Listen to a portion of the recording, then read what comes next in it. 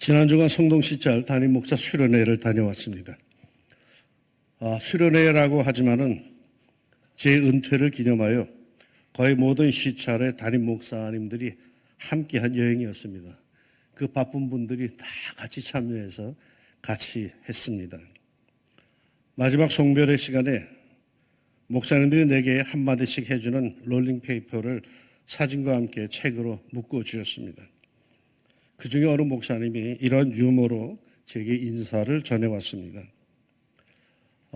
당신의 군 훈련병 시절에 실제로 있었던 일이라고 합니다. 점호 시간에 당직 사관이 훈련병들을 모아놓고 점호를 합니다. 인원 점검을 위해서 번호라고 했죠. 훈련병들이 순서대로 번호를 댑니다. 쭉 대다가 60이 넘어가서 65, 66, 67, 68, 69 이렇게 갔는데 그 다음 훈련병이 이 예순에 꽂혔는지 대답한다는 것이 칠순이라고 대답을 합니다. 그래서 그 다음부터 분위기가 이상해져서 칠순 하나, 칠순 둘, 칠순 셋, 8순까지 갔다고 그럽니다. 칠순 이제 은퇴할 때죠. 법이 그렇습니다. 아무리 제가 건강해도 이제는 멈춰야 될 때입니다. 그런데 꼭 남기고 싶은 설교, 오늘은 이런 설교를 털어놓고 가고 싶습니다. 나는 이 세상의 주인이신 하나님의 아들이요 딸입니다. 나는 이 세상에 대하여 참으로 자유합니다. 나는 이 자유로 하나님의 영광을 위해서 평생 살기로 다짐을 했습니다. 그런데 어떻게 해야 할까요? 어떻게 사는 것이 하나님의 영광을 위해서 사는 걸까요? How? 방법을 잘 모를 때가 있잖아요. 이를 위해서 하나님께서 우리에게 주신 것이 있는데 그게 바로 성경입니다. 마치 기계를 만들면 사용법을 남기는 것처럼 하나님은 세상을 창조하시고 그 세상에서 제대로 사는 법을 기록하여 주셨는데 바로 성경책입니다. 우리는 성경이란 하나님의 말씀을 통하여서 하나님의 영광을 위해서 기꺼이 살 수 있는 길을 배웁니다. 성경은 능히 너로 하여금 그리스도 예수 안에 있는 믿음으로 말미암아 구원에 이르는 지혜가 있게 하느니라. 하나님의 뜻대로 살고 봅니까? 하나님의 영광을 드러내며 바르게 살고 봅니까? 성경을 읽으세요. 성경은 하나님의 감동으로 된 것입니다. 그것은 우리로 하여금 구원에 이르는 지혜를 줍니다. 성경은 우리로 하여금 온전하게 할 뿐만 아니라 선한 일을 행할 수 있도록 능력을 줍니다. 모든 성경은 하나님의 감동으로 된 것으로 교훈과 책망과 바르게 함과 의로 교육하기에 유익하니 이는 하나님의 사람으로 온전하게 하며 모든 선한 일을 행할 능력을 갖추게 하려 합니다. 성경을 멀리하는 사람은 그리스도로서 능력이 없습니다. 정욕과 욕망, 고집은 강할지 모르지만 진정 자신을 변화시켜주고 주님의 뜻을 분별할 수 있는 성결하고도 거룩한 지혜와 능력은 없어요. 어떤 사람들은 이러한 하나님의 말씀이 너무 어렵다고 지키기 힘들다고 투덜댑니다. 아닙니다. 이런 사람들을 향해서 신명기는 이렇게 말합니다. 내가 오늘 네게 명령한 이 명령은 네게 어려운 것도 아니요 먼 것도 아니라 오직 그 말씀이 네게 매우 가까워서 네 입에 있으며 네 마음에 있은즉 네가 이를 행할 수 있느니라. 어려운 것도 아니요 먼 곳에 있는 것도 아니요 네가 이를 행할 수 있느니라고 성경은 단언하는데 그런데 왜 자꾸만 하나님의 말씀은 어렵고 힘들다고 여겨지는 걸까요? 하나님의 영광을 위해서 기꺼이 하나님께 순종하며 살기를 진정 원한다면 여러분 하나님의 말씀들은 쉬운 겁니다. 다만 목사니까 장로니까 권사 집사니까 체면 때문에 순종하려니까 그게 어려운 거죠. 정말 자신의 삶이 주의 말씀으로 충만해져서 변화되기를 원한다면 도리어 이 세상에 하나님의 말씀 성경이 우리에게 주어진 것이 얼마나 감사한 일인지 모릅니다. 어찌해야 할 바를 모르는데 그 길을 알려주는 안내 책자가 있다는 것은 정말 감사한 일이죠. 종종 선교사님들로부터 성경책을 보내달라는 편지가 들어옵니다. 북한 선교를 하는 분들에 의해서 그분들의 편지에 의하면 북한에서조차 지하 가정교회 지도자들이 성경책을 보내달라는 서신을 보내온답니다. 아울러 성경 해설서가 같이 있는 성경책을 보내달랍니다. 신학 공부를 한 적도 없고 할 기회도 없기 때문에 성경을 읽어도 무슨 뜻인지 모르는 경우가 있기 때문에 아마도 그럴 겁니다. 예수를 영접하여 거듭난 사람에게 절대 필요한 것이 있다면 여러분 바로 성경책입니다. 그렇게 정말 하나님의 뜻대로 살기 원하는 사람들은 성경이 자신에게 있다는 것이 이게 얼마나 행복한 일인지 모릅니다. 성경책 하나 부여잡고 얼마나 감사하는지 선교집 사진들을 종종 우리는 보게 됩니다. 요즘에는 그런 일이 없겠지만 예전에는 어느 집사님 댁은 주일 아침마다 서로 다툰대요. 왜 그런가 했더니 일주일 전에 들고 갔다 온 성경 찬송가를 어디 뒀는지 몰라가지고 찾지를 못해서 서로 책임을 따지면서 서로 다툰답니다. 많은 신도들이 이렇듯 먼지가 뽀얗게 쌓이도록 집에 방치해 두었다가 주일날 아침에 툭툭 털고 들고 나오는 형편이지만 여러분 성경은 주의 뜻대로 살고자 하는 사람에게는 이건 엄청난 축복입니다. 사랑하는 여러분, 성경이 여러분의 삶을 이끄는 축복이 되기를 소원합니다. 여호와의 율법은 완전하여 영혼을 소생시키며 여호와의 증거는 확실하여 우둔한 자를 지혜롭게 하며 여호와의 교훈은 정직하여 마음을 기쁘게 하고 여호와의 계명은 순결하여 눈을 밝게 하시도다. 여호와를 경외하는 도는 정결하여 영혼까지 이르고 여호와의 법은 진실하여 다 의로우니 금 곧 많은 순금보다 더 사모할 것이며 꿀과 송이 꿀보다 더 달도다. 이게 우리 믿음의 선배들의 고백이에요. 고백. 진심으로 자신의 삶 속에서 하나님의 말씀을 찾는 사람에겐 주님의 말씀이 마치 이와 같을 겁니다. 그러나 애써 하나님의 영광을 외면하고 주의 뜻을 회피하려는 사람, 지 고집대로 살려고 하는 사람은 말씀을 멀리하게 될 것입니다. 자기 뜻을 굽히지 않으려고 하는 사람은 성경 절대로 안 봅니다. 자기 고집만 계속 굳게 하죠. 어느 집사님께 성경을 읽으라고 권하였더니 이분이 고개를 져요. 왜 그러느냐 했더니 성경을 읽을 때마다 찔려서 못 읽겠대요. 여러분 성경을 읽으며 찔리지 않는 사람보다 찔리는 사람이 더 복 있는 사람입니다. 어째서요? 히브리서 4장의 말씀에 의하면 하나님의 말씀은 살아있고 활력이 있어 좌우의 날선 어떤 검보다도 예리하여 혼과 영과 및 관절과 골수를 찔러 쪼개기까지 하며 또 마음의 생각과 뜻을 판단하나니 지으신 것이 하나도 그 앞에 나타나지 않음이 없고 우리의 결산을 받으실 이의 눈앞에 만물이 벌거벗은 것 같이 드러나느니라. 그러니 어찌 태어날 수가 있겠습니까? 그것은 감춰진 내 깊은 마음의 생각과 뜻을 홀라당 벗겨버린 것 같이 하나님 앞에 드러나게 한다는데 어찌 당혹스럽지 않겠습니까? 그러나 말이죠. 그게 축복입니다. 하나님의 말씀에 만신창이가 되는 사람이 복이 있습니다. 하나님의 말씀 앞에 눈물 바다를 이루는 사람이 복이 있습니다. 주의 말씀 앞에 눈물 콧물 줄줄 흐르는 사람이 그 사람이 복이 있습니다. 주의 말씀 앞에 어쩔 줄을 몰라서 고개를 못 드는 사람이 그 사람이 복이 있습니다. 주의 말씀 앞에 괴로워서 잠 못 이루는 사람 그 사람이 복이 있습니다. 그 말씀 하나로 인하여서 성경책이 축축하게 젖어가는 그 사람이 복이 있습니다. 그 말씀 한 절 한 절로 인하여 눈알이 아프고 눈앞이 뿌얘지도록 물기 서리는 사람 그 사람이 복이 있습니다. 주의 말씀으로 애통하는 자가 복이 있나니 저희가 주님의 위로를 받을 것이며 주의 말씀 성경이 여러분의 삶을 이끄는 등이요 빛이 되기를 축원합니다.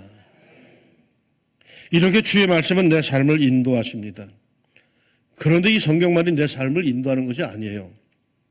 성경 말씀 외에 또 다른 것을 하나님께서 우리에게 주셨어요. 예수님의 말씀입니다. 내가 아버지께 구하겠으니 그가 또 다른 보혜사를 너희에게 주사 영원토록 너희와 함께 있게 하리니 그는 너희와 함께 거하시며 또 너희 속에 계시겠습니다.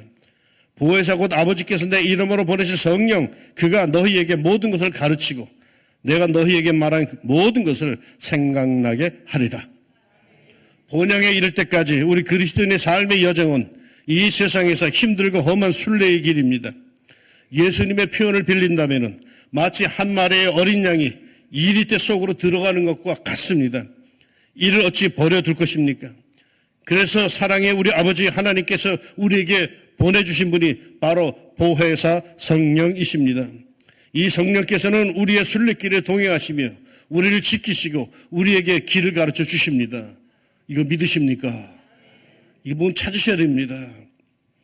그러면 이 보혜사 성령께서는 어디에서 이런 일을 하실까요? 저 높은 곳에서 그 일을 하실까요? 어린 아들이 아버지의 손을 잡고 서서 함께 보름달을 바라보고 있었어요. 아들이 아버지에게 물어요. 아빠, 하나님은 저 달 속에도 계셔? 그럼 하나님은 어디든 계시지. 그러자 아들이 다시 물어요. 그러면 아빠, 하나님은 내 뱃속에도 계시겠네? 아빠는 표현이 조금 기름졌겠지만 그러나 어디나 계시다고 했으니까 그렇다고 하나님은 내 뱃속에도 계시다고 대답해 줬습니다. 그러자 잠시 조용히 있던 아들이 이렇게 말합니다. 아빠, 하나님께서 피자 잡수고 싶으시대. 우리의 보혜사 하나님, 성령께서는 우리 안에 계십니다. 예수님이 증언하시지 않았습니까?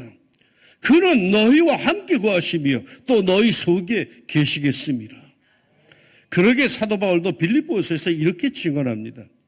너희 안에서 행하시는 이는 하나님이시니 자기의 기쁘신 뜻을 위하여 너희에게 소원을 두고 행하게 하시나니. 내 안에 계신 보혜사 성령님, 내 안에서 역사하시는 성령님, 그분은 나에게 소원을 두고 행하게 하신다는데 그러면 어떻게 나에게 메시지를 보내실까요? 거룩한 감동에 순종하십시오. 눈물 뜨거운 감격에 순종하십시오. 선한 충동에 순종하십시오. 내 마음이 왜 이렇게 약해졌지? 그러지 말고 거기에 순종하세요.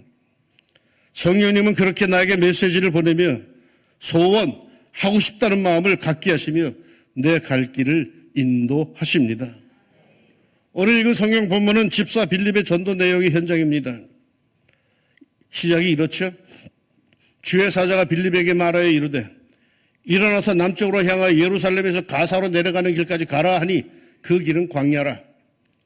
주의 사자라고 했는데 사도행전의 표현법에 의하면 바로 성령님이십니다.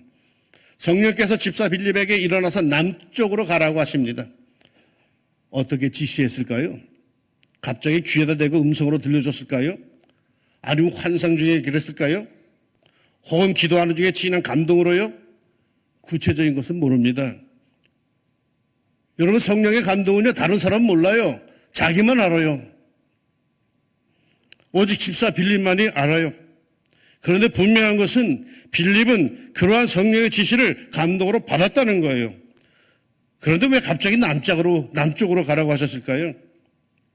빌립은 열망이 있던 사람이에요. 분명한 삶의 목표가 있던 사람이에요. 되는 대로 사는 사람이 아니었어요. 확실한 비전이 있던 사람이에요. 어떤 비전? 복음을 전해야 한다는 열망과 비전 말이에요. 이렇게 열망과 비전이 있는데 어떻게 해야 할지 몰라서 하는 사람에게 성령의 감동이 찾아듭니다. 아무런 목적도 꿈도 없는 사람에게 이러한 거룩한 감동이 오는 법 절대로 없어요. 복음 전파의 꿈이 있기에 그 꿈을 이루어주기 위해서 그에게 감동을 주십니다. 선한 일을 하고 싶은 사람에게 선한 감동이 오는 법입니다. 야, 이건 어떻게 하면 내가 좀 달라질 수 있을까? 그런 사람에게 감동이 주어지는 겁니다. 그런데 말이죠, 빌립에게 주어진 이 감동은 좀 이상한 감동이에요. 전도를 하려면 예루살렘이나 북쪽으로 가야 해요. 왜요? 이스라엘 남쪽은요, 그건 광야예요. 지금 사람이 안 살아요. 그런데 성령은 남쪽으로 가라고 감동을 주십니다. 아마 빌립은 고민했을 겁니다. 거기엔 사람이 안 사는데, 거긴 돌밖에 없는데, 광야인데. 여러분, 때로는 성령께서 우리의 상식과 지식을 뛰어넘어서 지시하십니다. 말도 안 되는 듯한 지시를 우리에게 내리십니다. 이때 고민하세요. 기도하세요. 그러나 계속 그것이 강하게 찾아온다면 거기에 순종하세요. 빌립은 순종했어요. 그 결과 남으로 가보니까 큰 무리의 아프리카 사람들이 가고 있었어요. 예루살렘에 순례차 왔다가 고국으로 돌아가는 에티오피아 넷이 일행이었습니다. 더욱 가까이 다가가라고 하는 성령의 지시에 적분해 보았더니 에티오피아 넷이는 성경 이사야서를 읽고 있었는데 뜻을 몰라서 아주 답답해하고 있었고, 이를 계기로 해서 빌립은 전도를 하게 되어서 한 영혼을 구원하게 됩니다. 이때 구원받은 넷이가 구체적으로 누군지는 모르지만은 이때부터 에티오피아는 기독교 국가가 되어서 오늘까지 내려오고 있습니다. 성령의 감동에 순종한 빌립에 의해서 무명의 한 대시가 구원을 받고 그것이 계속하여서 한 국가를 구원하게 됩니다. 이 사건에서 중요한 것은 빌립에게 성령의 지시가 감동이 있었다라는 겁니다. 사도행전에 나타난 초대교회 역사를 보면은 이런 성령의 이끄심의 역사가 자주 나타납니다. 성령이 강하게 역사하십니다. 그리고 사도들은 그 이끌림을 따라가서 결국은 영혼구원의 선한 열매를 맺고 하나님의 위대한 역사, 이것 때문에 그러셨구나라고 하는 그 역사를 이루곤 합니다. 그렇다면 오늘을 사는 우리에게는 이런 성령의 이끄심이 없을까요? 우리에게 이런 성령의 감동이 없을까요? 그리스도인에게는 인도자가 있습니다. 이끄시는 분이 있습니다. 혼란스러울 때, 뿌연 안개가 앞을 가릴 때, 모든 것을 멈추고 근심도 걱정도 섣부른 진단도 멈추고 내 안에 거하시며 하나님의 선한 뜻을 위해서 소망을 갖게 하시는 조용하지만 그러나 분명하게 감화 감동의 역사를 하시는 인도자 성령의 숨결을 느낍시다. 그분께 모든 감각을 집중합시다. 복잡한 모든 생각을 꽉 사로잡아서 그분께 복종합시다. 이끌어 주실 줄로 믿습니다. 성숙한 성도, 참된 그리스도는 이 이끄심을 제대로 감지합니다. 그러기에 자유롭게 한이 없습니다. 지 마음대로 사는 것 같지요. 어떠한 룰도 없는 것 같아요. 그러나 그는 자신을 이끄는 그분의 인도하심을 감지할 수가 있습니다. 그것을 따릅니다. 바람이 임의로 불면 네가 그 소리를 들어도 어디로 와서 어디로 가는지 알지 못하나니 성령으로 난 사람도 그러하니라. 율법에 얽매여 사는 율법 선생 니고데모에게 하신 예수님의 말씀입니다. 하나님의 말씀 성경과 내 안에서 조용히 내 삶을 살피시고 감동을 주시는 보혜사 성령, 우리의 인도자이십니다. 길도 없는 광야에서 갈바령을 몰라 하는 이스라엘 백성을 이끌어 주신 하나님의 불기둥과 구름기둥, 그것이 우리네 인생터에도 분명히 있습니다.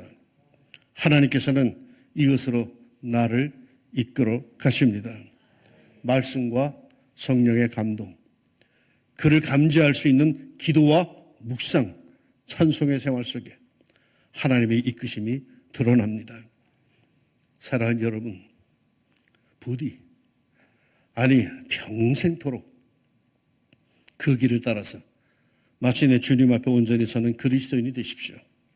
꼭 그렇게 되기를 주님의 이름으로 축원합니다.